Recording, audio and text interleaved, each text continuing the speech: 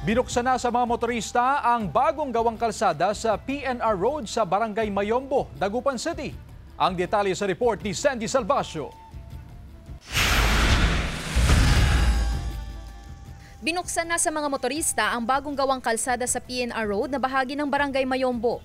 Ayon sa pamunuan ng Poso, bahagyang nabawasan ang volume ng mga sasakyan sa bahagi ng NH Del Pilar Street. Simula kasi kahapon sa PNR Road na pinapadaan ang mga pampasaherong jeep na biyaheng Mangaldan, Manawag, Mapandan, San Jacinto at San Fabian. Mas maganda pa naman dito ma'am sa dating daan namin kasi pag doon ma'am iikot pa kami.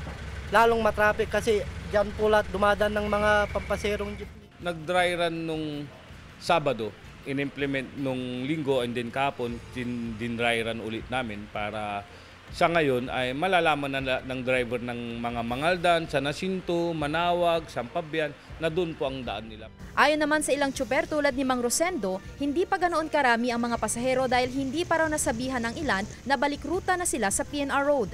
Yung mga pasahero naghahiwa-hiwalay yung mga pasahero.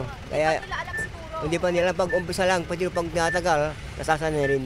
May mga nakadeploy pa rin traffic enforcer sa lugar upang siguraduhin ang maayos na transisyon sa daloy ng trapiko. Sa ngayon ay malalaman na ng driver ng mga Mangaldan, San Jacinto, Manawag, San Fabian na doon po ang daan nila para yung post 1 po natin ay makakahinga po.